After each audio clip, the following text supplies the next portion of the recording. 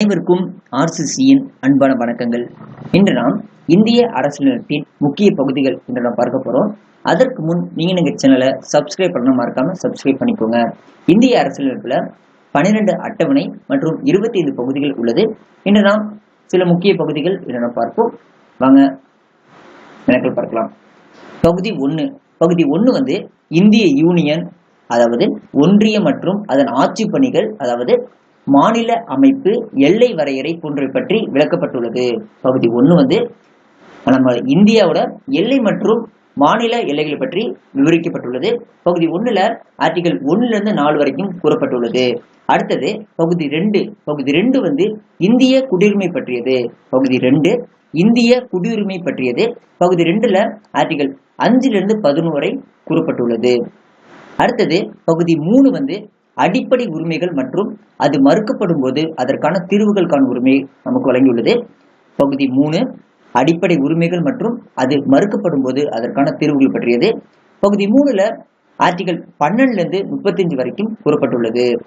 பகுதி 4 அரசின் நெறிமுறை கோட்பாடுகள். பகுதி 4 வந்து அரசின் நெறிமுறை கோட்பாடுகள் பற்றி கூறுகிறது. பகுதி 4ல ஆர்டிகல் 36ல இருந்து 51 வரை உள்ளது. அடுத்தது பகுதி 4A. பகுதி 4A வந்து அடிப்படை கடமைகள் பற்றியது.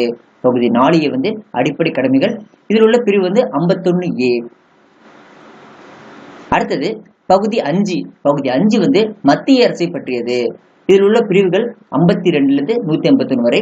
அதாவது மத்திய அரசுல குடியரசுத் தலைவர், துணை குடியரசுத் தலைவர், மத்திய அமைச்சரவை, நாடாளுமன்றம் மற்றும் உச்ச நீதிமன்றம் பற்றி பல்வேறு ஆர்டிகல் கூறப்பட்டுள்ளது, அதாவது பிரிவுகள் கூறப்பட்டுள்ளது. அடுத்தது பகுதி 6. பகுதி 6 வந்து மாநில அரசை பற்றியது. பகுதி 6 மாநில அரசை பற்றியது. பகுதி 6ல உட்பிரிவு 152 இருந்து 237 வரை கூறப்பட்டுள்ளது. மாநில அரசுல கவர்னர், மாநில அமைச்சரவை, மாநில சட்டமன்றம், உயர்நீதிமன்ற நீதிபதி போன்றவை பற்றி கூறப்பட்டுள்ளது. பகுதி 7 உட்பிரிவு 238. பகுதி 7 வந்து தற்போது நடைமுறையில் என்னன்னு பார்ப்போம். அரசியலமைப்பு சட்டம் முதல் பட்டியலில் உள்ள மாநிலங்கள் பற்றியதான் பகுதி 7. அரசியலமைப்பு சட்டம் முதல் பட்டியலில் உள்ள மாநிலங்கள் பற்றியதான் அரசியல் பகுதி 7. இந்த பிரிவு 1956 7வது சட்டத்திட்டப்படி நீக்கப்பட்டது. இந்த பகுதி 7 வந்து 1956 7வது சட்டத்திட்டப்படி நீக்கப்பட்டது. அடுத்தது பகுதி 8. பகுதி 8 வந்து ஒன்றிய பகுதிகள், அதாவது யூனியன் பிரதேசங்கள் பற்றி கூறுகிறது. பகுதி 8 யூனியன் பிரதேசங்கள் பற்றி கூறுகிறது. பகுதி 8ல 239 to 242 வரை பகுதிகள், அதாவது பிரிவுகள் கூறப்பட்டுள்ளது. பகுதி 9. பகுதி 9 வந்து பஞ்சாயத்து ராஜ் பற்றி கூறுகிறது. பஞ்சாயத்து ராஜ்ல உள்ளாட்சி நிர்வாகம் பற்றியும் இந்த பிரிவில் கூறப்பட்டுள்ளது. பகுதி 9ல ஆர்டிகல் 243 இருந்து 243 வரைக்கும் கூறப்பட்டுள்ளது. அடுத்தது பகுதி 9A வந்து நகராட்சி நிர்வாகம் பற்றி கூறுகிறது. பகுதி 9A வந்து நகராட்சி நிர்வாகம் பற்றி கூறுகிறது. அந்த உட்பிரிவு என்ன இருக்குன்னா 243P இருந்து 243ZG வரைக்கும் கூறப்பட்டுள்ளது. அடுத்தது பகுதி 10 என்னன்னா தாழ்த்தப்பட்டோர் மற்றும் பழங்குடியினர் பற்றி கூறுகிறது. பகுதி 10 வந்து தாழ்த்தப்பட்டோர் மற்றும் பழங்குடியினர் பற்றி கூறுகிறது. இதில் உட்பிரிவு 244. பகுதி 11 வந்து மத்திய மாநில அரசுகளுக்கு இடையான உறவுகள் பற்றி கூறுகிறது. பகுதி 11 மத்திய மாநில அரசுகளுக்கு இடையான உறவுகள் பற்றி கூறுகிறது. இதில் உள்ள ஆர்டிகல் என்ன 247 இருந்து 263 இதை பற்றி கூறுகிறது. அடுத்தது பகுதி 12 அரசின் நிதி, அதாவது நிதியினை கையாளும் நெறிகள், சொத்து ஒப்பந்தம் பற்றி கூறுகிறது. பகுதி 12 அரசின் நிதிநிலை, அடுத்தது சொத்து ஒப்பந்தம் பற்றி கூறுகிறது. இதுல உட்பிரிவு 264 இருந்து 300 வரை கூறப்பட்டுள்ளது. பகுதி 13 இந்திய நாட்டில், அதாவது இந்திய எல்லைக்குள் வியாபாரம், வணிகம் செய்வது தொடர்பாக விளக்கப்பட்டுள்ளது. பகுதி 13ல இந்திய நாட்டில் அதன் எல்லை பகுதிக்கு உட்பட்டு வணிகம் மற்றும் அதன் தொடர்பாக விளக்கப்பட்டுள்ளது. இது பிரிவு வந்து 301 இருந்து 307 வரை கூறப்பட்டுள்ளது. அடுத்தது பகுதி 14 அரசு பணிகள், மத்திய மற்றும் மாநில அரசுகளுக்கு கீழான அரசு பணிகள் பற்றி கூறுகிறது. பகுதி 14 இதுல உட்பிரிவு 308 இருந்து 323 வரை கூறப்பட்டுள்ளது. அடுத்தது பகுதி 14A. பகுதி 14A என்னன்னா தீர்ப்பாயங்கள் பற்றி கூறுகிறது.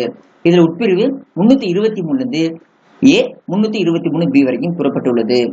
அடுத்தது பகுதி 15. பகுதி 15 வந்து தேர்தல்கள் மற்றும் தேர்தல் ஆணையம் பற்றி கூறுகிறது. பகுதி 15 தேர்தல்கள் மற்றும் தேர்தல் ஆணையம் பற்றி கூறுகிறது. இதுல உட்பிரிவு 324 329A வரைக்கும் கூறப்பட்டுள்ளது. அடுத்தது பகுதி 16. பகுதி 16 சில குறிப்பிட்ட வகுப்பினர்களுக்கான சிறப்பு சட்ட வகை முறைகளை பற்றி கூறுகிறது.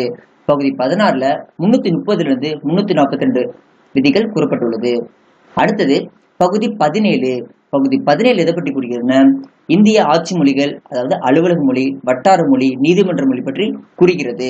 பகுதி 17ல இருக்கிற ஆர்டிகல் 343 351 வரை கூறப்பட்டுள்ளது. ஆட்சி மொழிகள், அலுவலக மொழிகள், நீதிமன்ற மொழிகள் பற்றி கூறுகிறது. அடுத்தது பகுதி 18. பகுதி 18 நெருக்கடி நிலை பற்றி கூறுகிறது.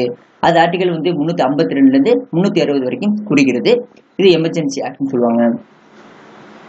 அடுத்தது பகுதி 19 எதை பற்றி கூறுகிறதுன்னா இதர குடியரசுத் தலைவர், கவர்னர் இந்த பதவிக்கான சட்ட சிறப்பு பாதுகாப்பு அது பற்றி பகுதி 19 கூறுகிறது. இதில் உட்பிரிவு 362 367 பற்றி கூறுகிறது. அடுத்தது பகுதி 20 எதை பற்றி கூறுகிறதுனா இந்திய அரசியலமைப்பு சட்ட திருத்தம் மற்றும் அது நடைமுறை பற்றி கூறுகிறது. பகுதி 20 இந்திய அரசியலமைப்பு சட்ட திருத்தம் பற்றி கூறுகிறது. அதன் உட்பிரிவு 368. இந்திய அரசியலமைப்பு சட்ட திருத்தம் பற்றி கூறுகிறது. சட்ட பிரிவு என்னன்னா 368. அது பகுதி 20. அடுத்தது பகுதி 21 தற்காலிக இடைநிலை மற்றும் சிறப்பு ஒதுக்கீடுகள் பற்றி கூறுகிறது. பகுதி 21 தற்காலிக இடைநிலை மற்றும் சிறப்பு ஒதுக்கீடுகள் பற்றி கூறுகிறது. அதுல உட்பிரிவு என்ன இருக்குன்னா 369 392 வரை கூறப்பட்டுள்ளது. அடுத்தது பகுதி 22 எதை பற்றி கூறுகிறதுனா அரசியலமைப்பின் தலைப்பு, தொடக்கம், அதிகார பரவல் மற்றும் திரும்ப பெறப்பட்ட விதிகள் பற்றி கூறுகிறது. இதுல 393 395 வரை கூறப்பட்டுள்ளது. நண்பர்களே, இன்று நாம் இந்திய அரசியலமைப்பின் முக்கிய பகுதிகள் தலைப்பில் இன்று நாம் பார்த்தோம். நன்றி, வணக்கம். நாளை மற்றொரு வீடியோவில் உங்களை சந்திக்கிறோம்.